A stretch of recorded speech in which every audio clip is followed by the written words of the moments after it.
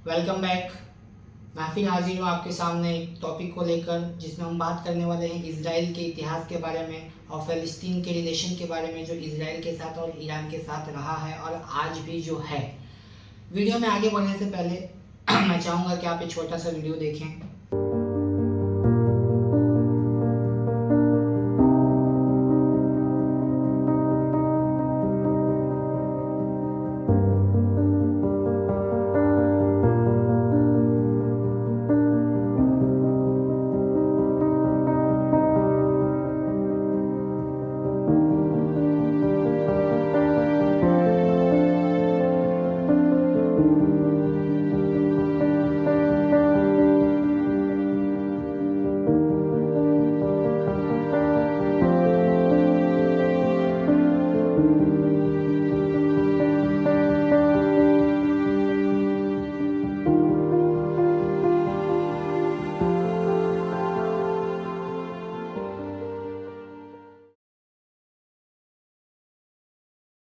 Video में साफ दिख रहा है कि वॉर शुरू होने से पहले, एक साल पहले, फ़लस्तीन कैसा था और आज कैसे बिखरा पड़ा है। किस तरह की तबाही मची हुई है वहाँ पे, कितनी प्रॉपर्टीज़ का नुकसान है, कितनी जान माल का नुकसान हुआ है, न जाने कितने लोग अपने घरों से बेघर हो गए हैं, कितनी बच्चियाँ, कितनी औरतें, कितने माँ बाप अपने बच्चों से अलग हो गए हैं। ये इंसानियत को शर्मसार करने वाली तस्वीर जो आपकी स्क्रीन पर चल रही थी। आज हम अपने आप को इतना डेवलप नेशन मानते हैं, हर चीज़ में हम आगे हैं, लेकिन इंसानियत के मामले में हम इतना पीछे हो जाएंगे ये कभी किसी ने सोचा नहीं होगा। आज यूएन और ह्यूमन राइट्स जैसी जो तंजीमें हैं, जो फेडरेशंस हैं, वो क्या कर रहे हैं ये देखकर अंदाज़ा लगाना कोई बहुत ज़्यादा मुश्किल का काम नहीं है। ये सारी चीज़ें तब तक ही काम आती है जब तक आपके सामने कोई बहुत बड़ा पावर नहीं हो और ऐसे लोगों के ऊपर हमला किया जा रहा है जिनके पास ना खुद की आर्मी है, ना खुद की सैन्य शक्ति है, ना खुद का कोई कैबिनेट है। उनके ऊपर हमला करके हम ये सोच रहे हैं, इजराइल ये सोच रहा है कि वो पावरफुल है। मैं ये नहीं कहता हूँ कि मरने वालों की संख्या में सिर्फ फ़लस्तीनियंस हैं। ऑफ कोर्स इजराइल में भी ऐसे बहुत सारे लोगों को नुकसान हुआ होगा, घर टूटे होंगे, बहुत सारे लोग मरे होंगे, लेकिन आखिर इसमें आम इंसान, उसकी क्या गलती है? सिर्फ एक इंसान की गलती की वजह से, एक इंसान का ईगो को सेटिस्फाई करने के लिए इतने लोगों की जानें जा रही हैं और पूरी दुनिया सिर्फ तमाशा देख रही है। इसमें कोई कुछ कर नहीं रहा है सिवाय बयानबाजी के। खैर, चलिए हम आगे बढ़ते हैं और आज मैं बात करूंगा इनके इतिहास के बारे में। इजराइल, हम सब जानते हैं कि इजराइल बना 1948 में, मई में बना 1948 में, लेकिन उससे पहले 1948 में तो सिर्फ एक इम्प्लीमेंटेशन था। जो उन्होंने सोचा था उसको सिर्फ यहाँ पे लागू किया है। उससे पहले ही इजराइल को बनाने की कोशिशें जारी थी। समय समय पर इन्होंने काफ़ी प्रोटेस्ट किए और आखिरकार 1948 में इनकी डिमांड को पूरा किया गया। 18वीं और 19वीं सदी की अगर मैं बात करूँ तो यूरोपियन लीडर्स ने एक आइडिया पेश किया, वन नेशन स्टेट आइडिया, जिसमें सिमिलर हेरिटेज और सिमिलर कल्चर को शेयर करने वाले लोगों ने मिलकर अपना अलग देश बनाया, जिसमें स्पेन है, पोलैंड है, आइसलैंड है, जापान भी शामिल है।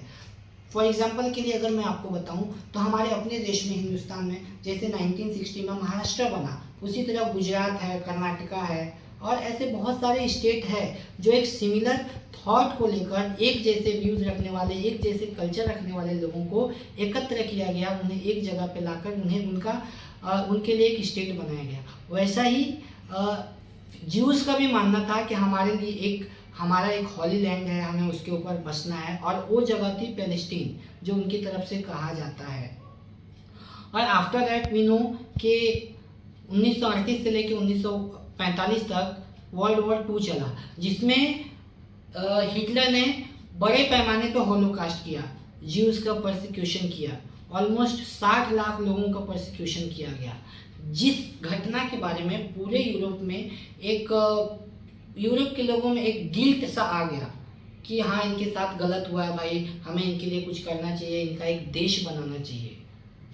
और उसी गिल्ट का फ़ायदा उठाकर इजराइल के मानने वालों ने, इजराइल में रहने वाले लोगों ने, उस वक्त की जो उनकी लीडरशिप टीम थी, आफ्टर ऑल ब्रिटेन से अपने लिए एक यूएन से अपने लिए एक देश की घोषणा करवाई और अपने आप को एक सॉवरेन नेशन डिक्लेयर कर दिया। लेकिन इस सॉवरेन नेशन बनाने से पहले ही ब्रिटेन ने 1917 में, नवंबर 1917 में ही उन्होंने एक डिक्लेरेशन पास किया जिसे बाल्फोर डिक्लेरेशन कहा जाता है। आपको ये इजीली इंटरनेट पे अवेलेबल है, जिसमें उन्होंने जो उस वक्त के ज्यूज लीडर थे, ज्यूज कम्युनिटी के जो हेड थे, लॉर्ड रोथस्चाइल्ड, उनको लिखा कि हमें बताते हुए काफ़ी खुशी हो रही है कि हम ज्यूज के फेवर में हैं और उनके लिए एक स्टेट बनाना चाहते हैं। और फाइनली उन्होंने 1948 में ज्यूज के लिए, यहूदियों के लिए पैलेस्टाइन को 2 हिस्से कर दिया और उनके लिए इजराइल देश की स्थापना कर दी। लेकिन इजराइल पैलेस्टीन को 2 हिस्सों में करने वाले ब्रिटिश कौन थे? ये तो उनकी गवर्नमेंट करना चाहिए था। तो मैं आपको यहाँ पे क्लियर करना चाहता हूँ कि वर्ल्ड वॉर फर्स्ट के बाद 1920-1921 के बाद ही पैलेस्टीन और ऑटोमन एम्पायर के टूटने के बाद पैलेस्टीन ब्रिटिश के पास चला गया था और उसका पूरा गवर्न करने का काम ब्रिटिश गवर्नमेंट करती थी, ब्रिटेन करता था। तो इसी तरह मैंने जैसे कि आपको बताया, यूरोपियन लीडर्स ने वन नेशन का आइडिया दिया था, लेकिन उन्होंने अपने लिए देश बनाया। लेकिन जब ज्यूज की बात आती थी तो इससे पीछे हट जाते थे, क्योंकि वो चाहते नहीं थे कि उनकी लैंड पे, उनकी धरती पे ज्यूज के लिए कोई देश बने। इसीलिए उन्होंने सही समय का इंतजार किया और 1948 में एक पैलेस्टीन जहाँ पे मुस्लिम मेजोरिटी थी उसे तोड़कर उन्होंने ज्यूज की कंट्री बनाई। और ज्यूज की कंट्री, चलो ठीक है, उनका डिमांड था, वो तो बन गया। अब तो खुशी से रहना चाहिए, जो होना था 1948 में हो गया। मुस्लिम्स को खुश रहना चाहिए, वहाँ पे जो ज्यूज़ हैं उन्हें खुश रहना चाहिए। लेकिन आज 70 साल 75 साल के बाद भी युद्ध हो रहा है, वॉर हो रहा है, कितने लोग मारे जा रहे हैं। आज जहाँ हम विश्व सुख शांति की बात करते हैं, वहाँ पे हम लोगों की जान तक नहीं बचा पा रहे हैं। आखिर ये दुनिया किस तरफ जा रही है और इजराइल चाहता क्या है? मैं यहाँ पे बार बार इजराइल की बात इसलिए कर रहा हूँ क्योंकि हम सब जानते हैं इजराइल को यूएन सपोर्ट करता है, इजराइल को इंग्लैंड सपोर्ट करता है, इजराइल को अमेरिका सपोर्ट करता है। जितने भी सुपर पावर देश है उस सबको इजराइल को सबका सपोर्ट मिल रहा है। और ये भी कहा जाता है कि इजराइल के पास एटॉमिक पावर है। Israel is atomic power country. और उसके अगेंस्ट में जो उसके खिलाफ लड़ने वाले लोग हैं वो एक बहुत विकसित देश नहीं है, बहुत ज़्यादा डेवलप नहीं है।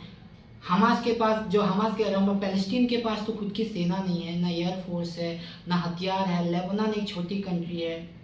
तो ये सारी चीज़ों से इजराइल को तो चाहिए कि वो सुख शांति से अब रहे, अपने नागरिकों को सुख शांति से रहने दे, जो 70-75 लाख उनकी आबादी है।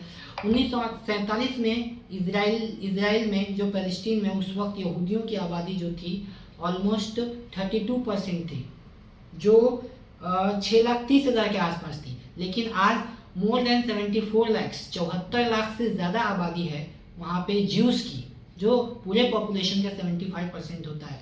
उसके बाद भी वहाँ पे इस तरह का हालात, इस तरह का माहौल बना हुआ है कि इंसान सो रहा है तो पता नहीं अगली सुबह उठेगा कि नहीं। लोग ढंग से खाना नहीं खा पा रहे हैं, लोग सो नहीं पा रहे हैं और हर रोज़ सैकड़ों लाशें आ रही है, सैकड़ों लोगों के घायल होने की, मरने की बात आ रही है। अभी रिसेंटली इजराइल के फाइनेंस मिनिस्टर ने एक बयान दिया है 1-2 दिन पहले ही कि हम इजराइल के जो बॉर्डर है उसे लेबनान तक एक्सटेंड करेंगे। आप जैसा जानते हैं लेबनान मिडल ईस्ट में एक कंट्री है। लेबनान तक एक्सटेंड करने का अर्थ है कि आप, ऐसा तो नहीं है ना कि लेबनान कह रहा है भाई आओ हम अपनी ज़मीन छोड़ रहे हैं, आके आप इसे यहाँ पे अपनी सीमाएं बना लो, इजराइल को एक्सटेंड कर लो, आप इस जगह को अपने कंट्रोल में ले लो। नहीं ना, उसके लिए युद्ध करना पड़ेगा और इजराइल पीछे हटने वाला नहीं है। ये सुन के तो यही लग रहा है। आखिर इजराइल चाहता क्या है, इजराइल का लॉन्ग टर्म ऑब्जेक्टिव क्या है, ये समझने के लिए हमें कुछ चीज़ों को समझना बहुत ज़रूरी है। इजराइल समय समय पर ये कहता रहा है, उसके नेता ये कहते रहे हैं कि हम ग्रेटर इजराइल बनाएंगे। आखिर एक ग्रेटर इजराइल है क्या? पहले तो आपको एक देश चाहिए था जो ज्यूज़ के लिए हो, उनके लिए हो, आपको मिल गया, किसी भी तरह से मिला, चलो ठीक है। लेकिन अब आप कह रहे हो आपको ग्रेटर इजराइल बनाना है, तो आखिर ग्रेटर इजराइल है क्या? तो मैं आपको बता दूं, ग्रेटर इजराइल मिडल ईस्ट में जो अन्य देश है, जिसमें लेबनान आता है, सीरिया आता है, जॉर्डन आता है, इराक आता है, इजिप्ट आता है, टर्की आता है और ईरान का भी कुछ हिस्सा आता है, इन सबको अगर मिला दिया जाए, एक कर दिया जाए, तो बनेगा ग्रेटर इजराइल। जैसा हम कहते हैं कि हम अखंड भारत बनाएंगे, हम अपने देश में भी कहते हैं अखंड भारत, मतलब हमें पाकिस्तान लेना पड़ेगा, बांग्लादेश लेना पड़ेगा, अफगानिस्तान को भी लेना पड़ेगा। तो इतनी बड़ी लैंड को जब हम मिलाएंगे तो अखंड भारत बनेगा। उसी तरह इजराइल का ऑब्जेक्टिव है कि मैं इन सारी जगहों पे कब्जा करूँ, इन सारे देशों के साथ युद्ध करूंगा और इन्हें जीत लूंगा और ग्रेटर इजराइल बनाऊंगा, और जो कि पॉसिबल नहीं होने वाला है। इसके लिए बहुत सी जाने जाने वाली हैं और ये दुनिया कब वर्ल्ड वॉर 3 में तब्दील हो जाएगी ये हम सोच भी नहीं सकते हैं। और ये सिर्फ और सिर्फ एक आदमी का पागलपन है, क्योंकि ऐसा नहीं है कि अगर सामने वाला आपके ऊपर हथियार से हमला कर रहा है तो आप सामने वाला भी चुप रहेगा। ज़रूर ये बात सच है कि जो मिडल ईस्ट में बाकी कंट्रीज़ है, सऊदी अरबिया है, लेबनान है, जॉर्डन है, ये वीक कंट्रीज़ है, लेकिन इनके पास एटम बम नहीं है। लेकिन इसका ये मतलब नहीं है कि उनके पास बाकी हथियार भी नहीं है। तो इसमें कितनी जाने जाने वाली है ये सोच के ही दिल कांप जाता है। आज के हालात में अगर हम देखें तो गाज़ा पट्टी में लोग भूख से मर रहे हैं। सोशल मीडिया पर जिस तरह की तस्वीरें आ रही हैं, हमें इन सारी चीज़ों से ज़्यादा फर्क नहीं पड़ता है, हम अपने आप में बिजी हैं, लेकिन कहीं ना कहीं इसका इम्पैक्ट हमारे अपने देश की अर्थव्यवस्था पे पड़ने वाला है, क्योंकि मेजॉरिटी ऑफ ऑयल जो है वो ईरान के पास है, ईरान के पास इसके कुएँ हैं। और ईरान एक बहुत ही स्ट्रैटेजिक लोकेशन पे है जहाँ से इंटरनेशनल व्यापार होता है। इसके आगे की जो बातें हैं मैं नेक्स्ट वीडियो में आपसे ज़रूर करूंगा कि पॉसिबल थ्रेट क्या है, क्या वर्ल्ड वॉर 3 हो सकता है कि नहीं हो सकता है। जो मिडल ईस्ट के बाकी जो देश है, जैसे सऊदी अरेबिया हो गया जो काफ़ी इम्पोर्टेंट है, ईरान है और इजराइल है, इस सारी चीज़ों को लेके क्या समीकरण बन रहा है, वो लोग क्या चाहते हैं, क्या वो फ़लस्तीन के लिए, फ़लस्तीन के सपोर्ट में हैं या शांति चाहते हैं, इन सारी चीज़ों को मैं एक नेक्स्ट वीडियो में डिस्कस करूंगा। और क्या पॉसिबल चांसेस है युद्ध होने के या युद्ध रुकने के, उससे हमारे देश पे क्या असर पड़ेगा, मैं ज़रूर इसको अगली वीडियो में कवर करूंगा।